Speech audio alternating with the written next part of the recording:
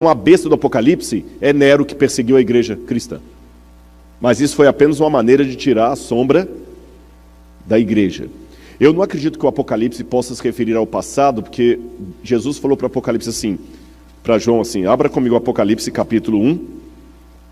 Apocalipse, capítulo 1, versículo 1. Revelação de Jesus Cristo, a qual Deus lhe deu, para mostrar aos seus servos as coisas que em breve devem acontecer. No original grego está assim, as coisas que em breve devem começar a acontecer. E ele, enviando por meio do seu anjo, deu a conhecer ao seu servo João, a qual atestou a palavra de Deus e o testemunho de Jesus Cristo quanto a tudo que viu. Bem-aventurado aquele que lê, e bem-aventurados aqueles que ouvem as palavras da profecia e guardam as coisas nelas escritas, porque o tempo está próximo. Então ele fala de um tempo que está próximo. Agora vejam o verso 19. Escreve, pois, as coisas que você viu, as que são e as que hão de acontecer depois destas.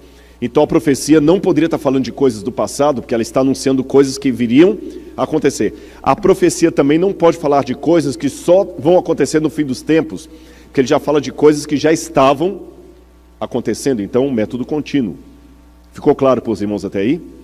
Bom, se não é Nero César, o que seria esse 666? Havia uma técnica chamada gematria, em que as pessoas às vezes ocultavam um nome, e ao invés de falar o nome, falavam o número desse nome.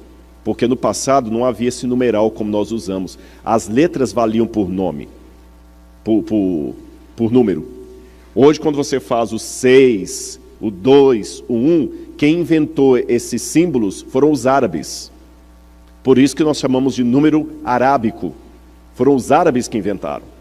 Mas antes dos árabes inventarem o 1, o 2, o 3, o 4 e assim por diante, os números eram representados por letras, então ficava muito fácil.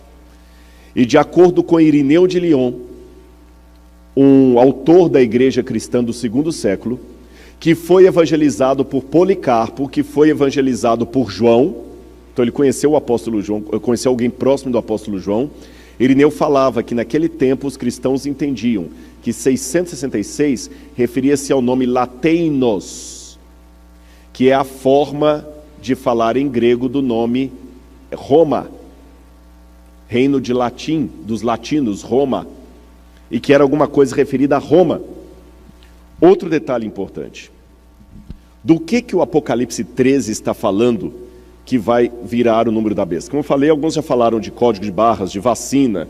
O que afinal de contas é o número da besta?